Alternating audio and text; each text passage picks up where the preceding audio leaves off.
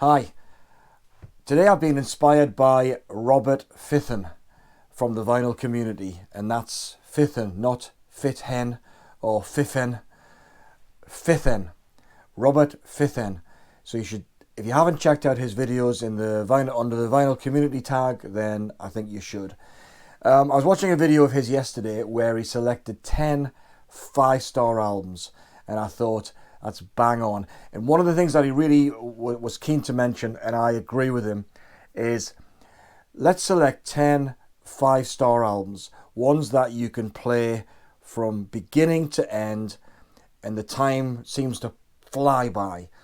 That everything, every track is good, many are great, and it's just a supremely enjoyable experience just to listen to the whole thing from front to back. But he also said, crucially, is that let's not pick the usual suspects. Your Pink Floyds, your David Bowies, or any number of others that I could think of, but that I can't think of right now. So I thought, well, what I'll do, I'll pick 10 5-star albums in my judgment and share them with you today. And the first ones I'm going to do is the only one that's on CD in this collection. The vinyl is somewhere else in the rain. It is Eat to the Beat by Blondie. Now, this was one of Robert's own top 10 5-star albums. Maybe not his top 10, but it's the 10 that he selected. Fantastic album. This is an extended version, but it's got Dreaming, Union City Blue, Accents Never Happened, Die Young Stay Pretty, Atomic, Living in the Real World. It's got a version of Heroes on this CD version with the extra tracks live from Hammersmith Odeon, and Ring of Fire as well. Absolute classic album. Blondie, Eat to the Beat. My second 5-star album is The Cure. Pornography. Not sure if the algorithm will pick that up, but there you go. Bought this on its release. This is in fact, it came, I'm pretty sure it came with a free 12-inch single, which is The Hanging Garden, 100 Years in the Hanging Garden. So I've took that away with the album ever since. The album sounds like that. It is a relentless dirge, aggressive, congested in its sound. Really quite harrowing, and I saw them on this tour, and it was just this great big oral and visual onslaught. It was amazing. Loads of red, dark reds in the lighting. Great, and I've kept a review of it in there as well. So what have we got on here? Well, we got 100 Years, of course, The Hanging Garden as well, The Figurehead, Strange Day, and the title track as well. Absolutely fantastic album. Is it their best album? Well, that's for others to judge. Is it my favourite album? Probably this one or Disintegration, but superb album. Another 5-star album, more recent, is the kind of last album by Gil Scott Heron. Now, there is an album that's come, there's been some versions of this album, remixes and things have been put out ever since. But this is an absolutely fabulous album, made years after his prison stint. He was getting old. You can kind of see what he was looking like there. This is double vinyl. It's just tremendous. Loads of modern day sound effects as well. Loads of spoken word as well. Just brilliant. On Coming From a Broken Home, which is kind of spoken word. The title track, I'm New Here, is written by Bill Callahan, and it is just incredible. There's a brilliant video. Check on YouTube, Gil Scott Heron, I'm New Here. Really intimate, great song. He makes the song his own, just like Johnny Cash does with Hurt, of course. This particular one has got a bonus LP, which has got versions of Home is Where the Hatred Is, Winter in America, Is That Jazz, and a few others as well. But yeah, absolutely stupendous album. Far too good for someone so old and supposedly past it, but absolutely tremendous. Heaven Up Here, 5-star album by Echo and the Bunnymen.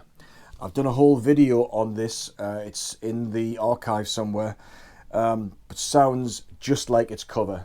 So it's got this big, wide, expansive sound, kind of cold, very wintry, kind of bleak in places, but some moments of great beauty as well. Great 5-star album, front to back. It's a great listen. Something quite different. Bought this one in the States when I was over there on business one time, but I've always loved this album, and that's the B-52's Party Mix. I may have said this one time on one of my videos, but I used to share a lift to, that's just Canadian pressing, presumably. Yeah, Canadian, 1981. So yeah, I used to share a lift with a friend of mine going to work, and he used to drive real fast. And he had he had a cassette that he was playing these same tracks every single day. One of them, which I won't forget, is "Love Is the Drug" by Grace Jones, the Grace Jones extended version, which is absolutely tremendous. Beats Roxy's version in my book. And then the long version, or the party mix version here of "Gimme Back My Man." Absolutely brilliant. But this is great. Party Out of Bounds, Private Idaho is fantastic. Lava, Dance This Mess Around, and 52 Girls. Kind of a bit of a mini album. Fantastic. Right. I'm not a big fan, but this is supremely good from beginning to end. Van Halen, 1984. Sounds fantastic. What have we got here? Have we got an inner sleeve? Yeah, we've got an inner sleeve. That's the inner sleeve there. Have we got track listing on this album cover? I'm not even sure we have. Yeah, we haven't even got track listing on the cover, so let's just go through them. Well, of course, it opens up with 1984, the instrumental, and then goes into Jump. There you go. Top Jimmy's good. Drop Dead Legs is pretty good. Panama, the third track, fantastic. Hot for Teacher is hilarious, at least the video is hilarious. I'll Wait, Girl Gone Bad, and House of Pain. Just a tremendous, tremendous album. Sounds great, as I say. Wonderful album. From a band I never saw live. Always wish I had.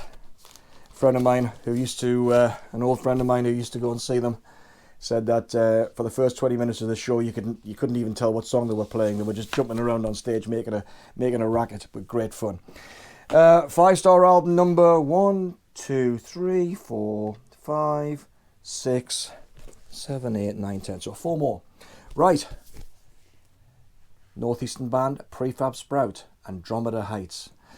Now, most critics and many fans think that the best album by Prefab Sprout is Steve McQueen, or I think in America it's called Two Wheels Good, for kind of copyright reasons or legal reasons.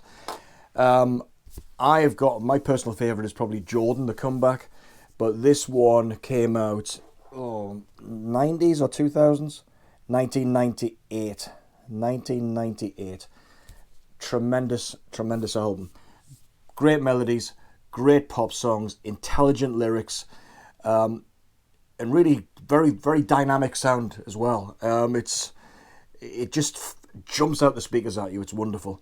It opens with electric guitars, then A Prisoner of the Past. The Mystery of Love is a nice ballad, as is Life's a Miracle. Anne Marie, Whoever You Are. Swans, the title track. Just a great album. Great, great album. Fantastic band. Found this artist after hearing a single. I'm not even sure it was on Top of the Pops, but obviously he'd had a band before, The Wall of Voodoo, Mexican Radio, I think it was their big hit. But this album is just tremendous. If noir was a word invented for rock and pop music, it was invented for this album. The Big Heat. Tremendous album. Sounds great. Stan Ridgeway, funny lyrics, intelligent lyrics. He also he has this, he plays the harmonica, but it's like the harmonica was recorded in a corridor away from the studio, so it's got this distant sound to it. It just sounds really eerie. That's the kind of the noir thing. The Big Heat, of course, is the title track. Pick It Up and Put It in Your Pocket is good. Can't Stop the Show, Pile Driver. Walking Home Alone is just a great, just the rhythm of it is just like this guy walking home alone late at night. It's great. Drive, She Said. Salesman, won't you sell me something? Yeah, salesman, why don't you sell me something? Yeah, great lyrics. There you go. Somebody's harmonica. But of course, it closes with the majestic Camouflage, which is just tremendous. About 6 minutes or so. Story about being in Vietnam, and then the ghost of a Marine somehow stands between him and a bullet with his name on it, and like a ghost. Just great. Just a tremendous track from a tremendous album. 5-star album. 2 to go. A little bit left field here, I think, for the next 2 anyway, the final 2. Paul Buchanan, Mid-Air. Who the hell is Paul Buchanan? Well, he's the lead singer of The Blue Nile, and that's him there with his yearny vocals. This is him and a piano, pretty much recorded at home as far as I can tell. 14 tracks, many of them very, very short, but very moving. He's just got this ability just to communicate an emotion just so powerfully, and with on the back of a sparse arrangement, and just not overplayed. He just does it so well. That's a great album. There's a version of this album kicking around on CD, which has got it's a whole extra album's worth of demos, which are also great as well. And then finally, another 5-star album. This is a bit left field. As Falls Wichita, So Falls Wichita Falls, by Pat Metheny and Lyle Mays. Now, I don't know what made me pick up this album. 1981 it was released. But it's a cross between new age, jazz, progressive rock. And because it's on the ECM label, it is recorded in pristine fashion. It is just beautiful sounding, wonderfully atmospheric, gorgeous melodies. I mean, Pat Metheny's skill with the guitar and skill with melody is pretty legendary, really. Yeah, it's just wonderful. I listened to side 2 of this just a couple of days ago. It's just tremendous. I think it's a track September 15th dedicated to Bill Evans. I think Rick Beato did a video on that a couple of years ago, why this track is so good, or whatever he terms them. But yeah, it is just beautiful, wonderful. That is a great album. Seek that out if you can at all possibly find it. So there you go. Thanks to Robert for bringing a bit of inspiration. That's me selecting 10 5-star albums. Why don't you pick your own? Maybe it's a Vinyl Community tag we can get going. Maybe I'll try to kickstart it a little bit with this video. Anyway, there you go. Catch you on the next video. Cheers.